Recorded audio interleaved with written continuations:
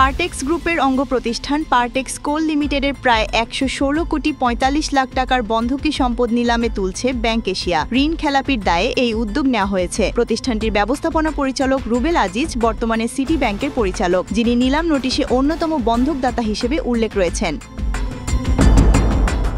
Notice অনুযায়ী ৯ জুলাই পর্যন্ত পার্টেক্স কোলের ঋণ পরিশোধ হয়নি, ফলে বকেয়া ঋণের পরিমাণ দাঁড়িয়েছে ১১৬ কোটি ৪৫ লাখ টাকা। ধারাবাহিকভাবে চিঠি ও নোটিশ পাঠানো হলেও পরিশোধ না পড়ায় ঋণটি শ্রেণীকৃত হয়ে গেছে। ব্যাংক এশিয়ার মহাখালী শাখা থেকে প্রকাশিত নিলাম নোটিশে বলা হয়েছে, বন্ধকি সম্পদ হিসেবে ঢাকা ও গাজীপুরে মোট ২৫৯.৩৬ শতক জমি ও একটি কারখানার ভবন রয়েছে। এই সম্পদ অর্থঋণ আদালত আইন ২০০৩-এর অধীনে নিলামে তোলা হচ্ছে। নিলামে অংশ নিতে টেন্ডার জমা দেওয়া যাবে আগামী ৩ আগস্ট পর্যন্ত। নিলাম নোটিশে পার্টেক্স কোলের ব্যবস্থাপনা পরিচালক ও ৫০% শেয়ার হোল্ডার রুবেল আজিজ ছাড়াও পার্টেক্স গ্রুপের প্রতিষ্ঠাতা প্রয়াত এম.এ. হাশেম সহ আরও ৫ জন বন্ধকদাতার নাম রয়েছে।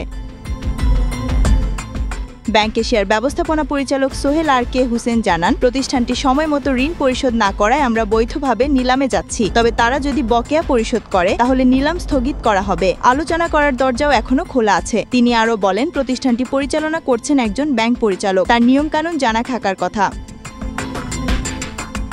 এ বিষয়ে রুবেল আজিজের সঙ্গে একাধিকবার ফোনে যোগাযোগ করলেও তিনি ফোন ধরেননি। হোয়াটসঅ্যাপে বার্তা পাঠানো হলেও সাড়া দেননি তিনি বর্তমানে পার্টেক্স গ্রুপের এমডি ছাড়াও সিটি ব্যাংকের পরিচালক ও বনানী ক্লাবের সভাপতি হিসেবে রয়েছেন।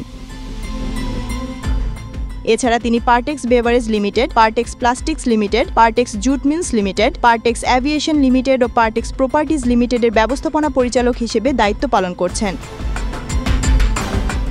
বাংলাদেশ ব্যাংক গত ১১ ফেব্রুয়ারি একটি নীতিমালা জারি করে জানায়, কারো নিজ বা স্বার্থ সংশ্লিষ্ট প্রতিষ্ঠান কোনো ব্যাংকে খেলাফি হলে তিনি পরিচালক থাকার যোগ্যতা হারাবেন। অবশ্য খেলাফি ঋণ নিয়মিত হলে আবার পরিচালক হতে পারবেন। তবে কেউ ইচ্ছাকৃত খেলাফি হিসেবে চিহ্নিত হলে খেলাফি থেকে অব্যাহতির ৫ বছর পার না হওয়া পর্যন্ত আর পরিচালক হতে পারবেন না।